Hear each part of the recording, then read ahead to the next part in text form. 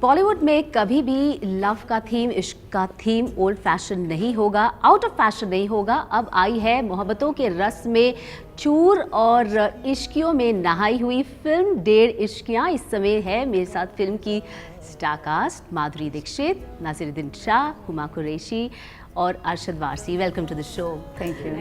सबसे पहले माधुरी, आपका कैरेक्टर बेगम पारा बहुत मल्टी लेयर्ड लेडी है, मल्टी लेयर्ड बेगम है।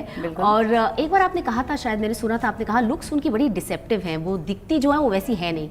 तो कितनी डिसेप्टिव है बेगम पारा? बहुत सारी डिसेप्टिव है। दिखने को तो मतलब ऑन द सरफेस बेगम पारा ये महमूदाबाद की बेगम है और उनके शौहर गुजर चुके हैं, तो उनकी आखिरी इच्छा थी शौहर की मरते वक्त कि शी एवर री मैरीज तो she should marry a poet. तो हर साल स्वयंवर हो रहा है और पोएट्स आते हैं, वहाँ पे मुशायरा होता है, लेकिन किसी को सिलेक्ट नहीं किया अभी तक बेगम ने। तीसरा साल है और वहाँ पे फिर मुशायरा हो रहा है और वहाँ पे खालू और बब्बन पहुँच जाते हैं और वहाँ से स्टोरी शुरू होती है। इस बार इश्क सच्चा है, हमारा भी और उनका भी। एक डायलॉग मैंने इस फिल्म का देखा प्रोमोज में जो मुझे बहुत पसंद आया। जब आपका कैरेक्टर नासिरुद्दीन शाह को देखता है तो आप कहती हैं कि मैंने शायद आपको पहले कहीं देखा है, और नासिरुद्दीन शाह कहते हैं कि जहाँ अगर याद आया तो मुझे भी बताना, मैं भी कब से ढूंढ रहा हूँ अपने आप को। आपको पहले कहीं देखा है? याद आए कहाँ तो इत्तला जरूर कीजिएगा, हम भी ढूंढ रहे हैं कब से अपने आप को। ऐसे डायलॉग्स बिल्कुल सुनने को नहीं मिलते हैं। सर, क्या फीडबैक मिला आपको? मुझे तो ये डायलॉग बेहद पसंद है। मुझे बहुत ही मज़ा आया जब मैंने ये लाइन पढ़ी, और कई और जो डायलॉग हैं। इस ज़बान का इस्तेमाल ही नहीं होता, शायद इस ज़बान को बोलने वाले कम हो गए हैं, या वो बोलने वाले अब फिल्मों के लिए लिखते नहीं हैं। इश्कियों में खालू जान आए थे, तब से अब तक काफ़ी टाइम बीत गया है, और पर उनका जो एक गोल था लाइफ में कि इश्क की तलाश, वो अभी भी जारी है। बिल्कुल, वो अभी भी जारी है और इसके बाद भी जारी रहेगा अगर अगली फिल्म कहीं कोई बनी तो, क्योंकि वो इनक्योरेबल बीमार हैं, इश्क के मरीज हैं वो। बब्बन जो कैरेक्टर है अरशद का, आप भी क्या इस फिल्म में इनक्योरेबल बीमार हैं इश्क के? बिल्कुल, बब्बन वैसा ही है। इस बार भी वो जब एक क्या कहते हैं, खतरनाक सी लड़की को देखता है और उसको इश्क हो जाता है। खतरनाक? आई थिंक उसको आम नॉर्मल लड़कियों से प्यार नहीं होता। छप्पन छुरी। छप्पन छुरी। नॉर्मल लड़कियों से प्यार नहीं होता। प्लीज, आई डोंट नो ये लोग क्या बातें कर रहे हैं, मुझे कुछ समझ नहीं आ रहा है। डेंजरस लड़कियां पसंद। व्हाट इज छप्पन छुरी? जिसके बाद 56 छुरियां हो।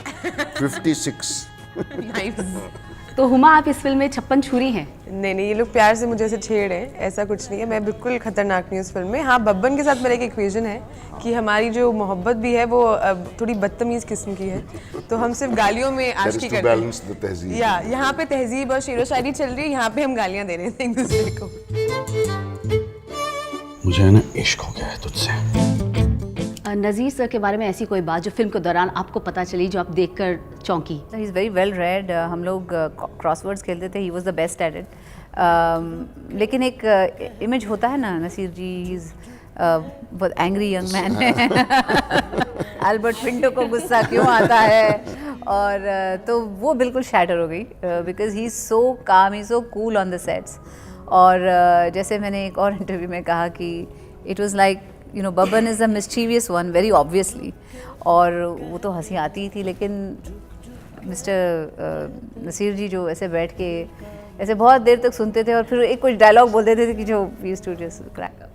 वैसे मैं बाद में पूछने वाली थी, लेकिन क्योंकि माधुरी ने जिक्र कर लिया है, एल्बर्ट पिंटो को गुस्सा क्यों आता है, नासिरुद्दीन सर आपसे ज़रूर पूछना चाहेंगे कि आप एग्जैक्टली सबसे डिप्लोमेटिक स्टार नहीं है हिंदी फिल्म इंडस्ट्री की। Not exactly. एग्जैक्टली नहीं है, एग्जैक्टली नहीं है थोड़े।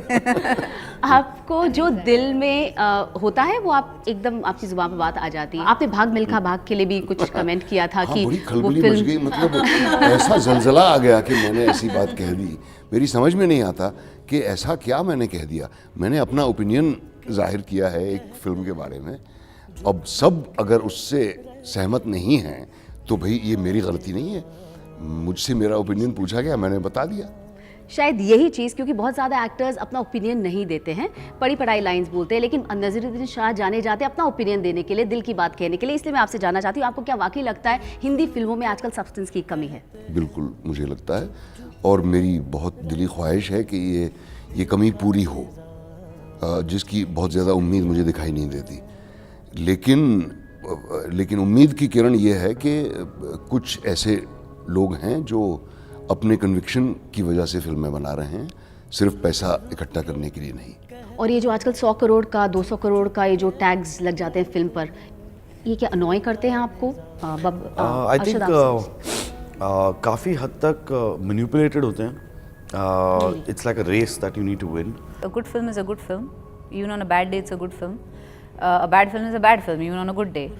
तो मुझे ऐसे लगता है जैसे you should not decide कि ये फिल्म अच्छी है या बुरी according to the amount of money it makes. आज भी हम प्यासा याद करते हैं, प्यासा तभी चली नहीं थी।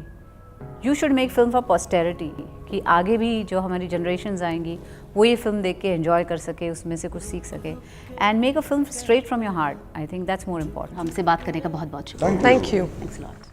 दिल का मिजाज इश्क यार